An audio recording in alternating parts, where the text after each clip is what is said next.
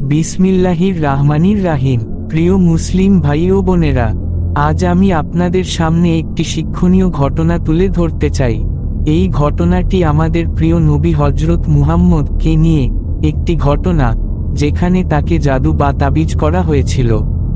এই ঘটনা আমাদের শেখায়, মানুষ যত বড়ই হোক, আল্লাহর ইচ্ছা ছাড়া কিছুই হয় না।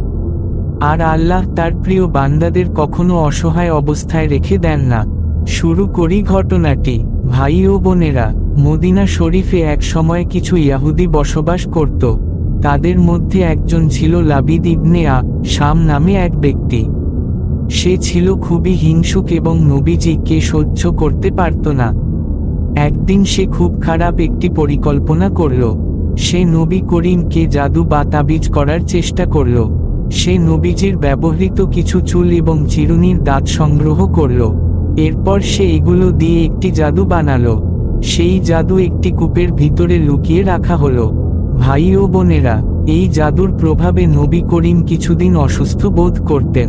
কখনো মনে হতো কোনো কাজ করেছেন, অথচ বাস্তবে করেননি। কিন্তু মনে রাখবেন, এই জাদু নবীজির দাওয়াত, ওহী বা ইসলামের বার্তার উপর কোনো প্রভাব ফেলতে পারেনি। আল্লাহ তার নবীকে সবসময় হেফাজত করেছেন। আল্লাহর পক্ষ থেকে সমাধান। একদিন নবী করিম স্বপ্ন দেখলেন। স্বপ্নে দুইজন ফেরেশতা এলেন। একজন জিজ্ঞেস করলেন, তার অসুখের কারণ কি? অন্যজন বললেন, তাকে জাদু করা হয়েছে। আবার জিজ্ঞেস করা হলো, কে করেছে? উত্তর এলো, লাবিদ ইবনে শাম। আবার প্রশ্ন করা হলো, জাদু কোথায় রাখা হয়েছে? উত্তর দেওয়া হলো, একটি কূপে, খেজুর গাছের নিচে।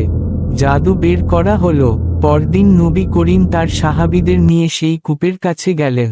সেখানে খোঁজ করে সত্যিই সেই জাদু পাওয়া গেল। তারপর নবীজি আল্লাহর নির্দেশে সূরা ফালাক এবং সূরা নাস পড়লেন। ভাই ও বোনেরা, যখনই এই দুই সূরা পড়া হচ্ছিল, জাদুর গিঁটগুলো এক এক করে খুলে যাচ্ছিল। অবশেষে সব গিঁট খুলে গেল এবং নবী করিম সম্পূর্ণ সুস্থ হয়ে গেলেন। এই ঘটনা থেকে আমরা কি শিখি?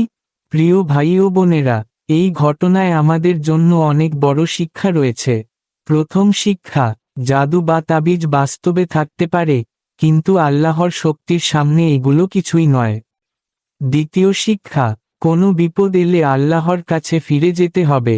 তৃতীয় শিক্ষা, সূরা ফালাক এবং সূরা নাস আমাদের জন্য বড় নিরাপত্তা। হাদিসে এসেছে, নবী করিম প্রতিদিন ঘুমানোর আগে এই সূরাগুলো পড়তেন এবং নিজের শরীরে ফু দিতেন।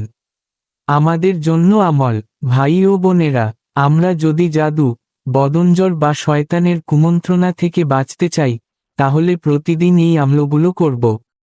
সকাল ও সন্ধ্যায় সূরা ফালাক পড়ব, সূরা নাস পড়ব, আয়াতুল কুরসি পড়ব, আল্লাহর কাছে দোয়া করব। যে ব্যক্তি আল্লাহর উপর ভরসা করে, তাকে কোনো শয়তান বা জাদু ক্ষতি করতে পারে না।